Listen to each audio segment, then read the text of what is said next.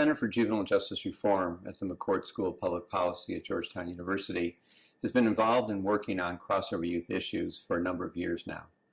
We've understood that this population of young people generally have, quote unquote, fallen through the cracks of our various systems, and we are dedicated to improve outcomes for them. The result has been the development of the crossover youth practice model, developed initially in the fall of 2009 and launched nationally in 2010. Since that time, we've been able to work in over 88 counties, including Prince George's, Maryland, in developing better approaches and working in relation to crossover youth. Our goals are to make sure that they don't stay for extended periods of time in the child welfare system or in the juvenile justice system, that their school outcomes improve, behavioral health outcomes improve, and other associated well-being indicators improve for this very important population of young people. We're delighted to have been involved in Prince George's, Maryland in this work, and to see similar outcomes being achieved in their day-to-day work on crossover youth.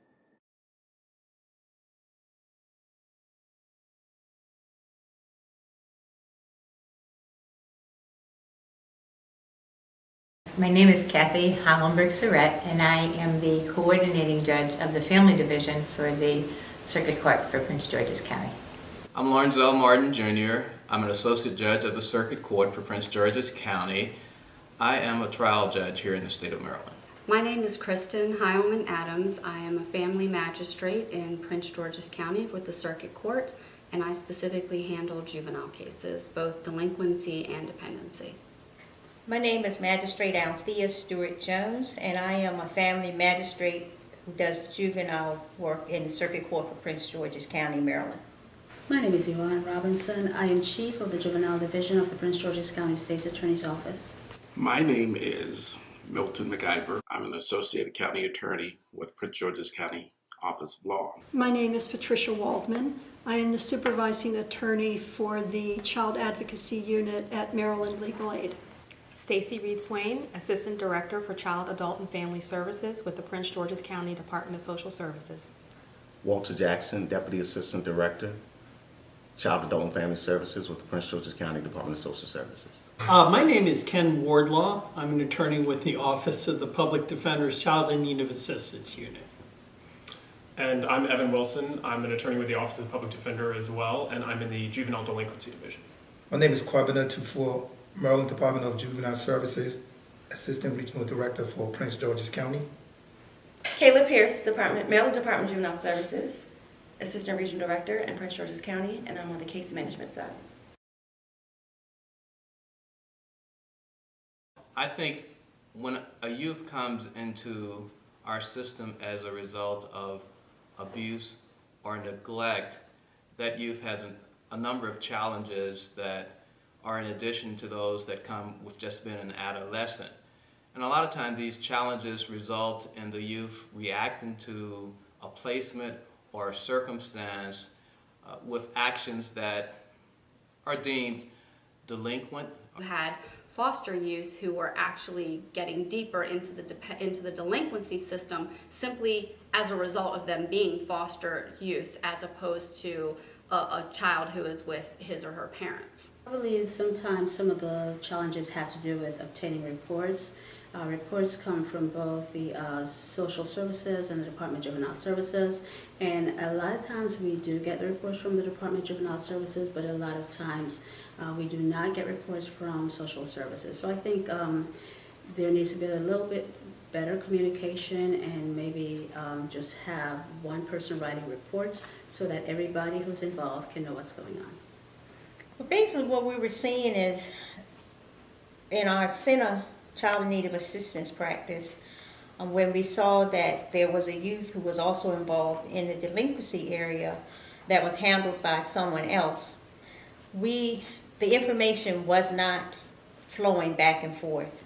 The most significant problem had been in information sharing between the two agencies, and so with the implementation of CYPM, both agencies are able to work together to share information that's relevant to a youth that is in common between the two agencies. As well as the joint assessment and case management practices, that was significant because prior to that, there were issues with duplicative services being administered and no coordination in terms of recommendations being made to the court. Prior to the practice model being implemented, those children would have 2 separate orders, 2 separate judges or a magistrate, 2 separate attorneys who may or may not be coordinating together. And the model, I think, helps make a system that's already confusing by itself, if you only have one case, a bit more manageable, so that there aren't 2 separate orders, 2 separate courtrooms, 2 separate dates, 2 separate attorneys and cases. It really brings the one family, one court, one judge into a reality here in Prince George's County. I think this is akin to an individual going to a physician. In order for the doctor to treat the problem, he has to know what's going on with the entire body. So that's what we're doing, making sure the dependency side is aware of what's going on in the delinquency side and looking at the interrelationship. At the intake level, we wanted DJS and DSS to do a joint intake conference where DSS will have a voice in terms of the decision that we make at the intake level. On the case management side, we wanted to look at ensuring that case managers and social workers were communicating effectively to ensure that youth were receiving the appropriate services and we were not duplicating services. We've pulled together all of the stakeholders. We have Department of Social Services, we have Department of Juvenile Services, we have our magistrates and our judges and our prosecutors and all of the various different attorneys who are on board, and essentially came up with a program that brings everybody in sync to focus on the child in a coordinated way. We are able in the implementation process to identify cases early on that are crossover cases. And once we had identified those cases, we notify the courts that we do have crossover cases. One of our goals and principles is one judge or one magistrate for each family, so it furthers that in ensuring that dependency and delinquency cases are conducted and held and considered by judges and magistrates who are familiar with the youth. That the youth is getting the best services possible in a combined effort, so that there aren't silos of services being provided or people working at cross purposes. I think we are able to bring a lot of services, and we can't get the services if we just single in on one issue, being a delinquency issue or a dependency issue. I believe the benefit to having that model in Prince George's County is that families are more comfortable knowing that they can get the help that they need, because they do have a team of people who know about the issues, know about the problems, and can help them to get to where they need to be. Well, the benefit has been great for children's counsel such as myself to be able to access information concerning their juvenile delinquency cases, as well as providing information that is really important to their defense counsel in those cases. It has allowed us to take a much more encompassing approach to dealing with those issues.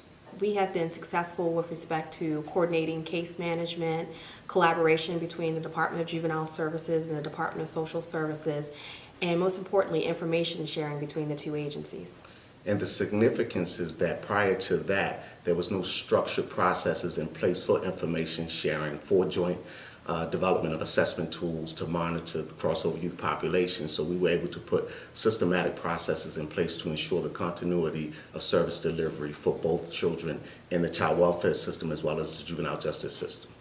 One of the benefits is we get a less, what I would term schizophrenic process, in that the parents and children are both being treated together rather than separately and from different perspectives. We have more collaboration, better communication, which all translate to better services for the youth in Prince George's County. Relationships that we form, the agencies, the communication that we have, the way that we're able to share information real time, it has been critical in terms of efficient service delivery for crossover youth. This is something that we didn't have in the past, but we have now.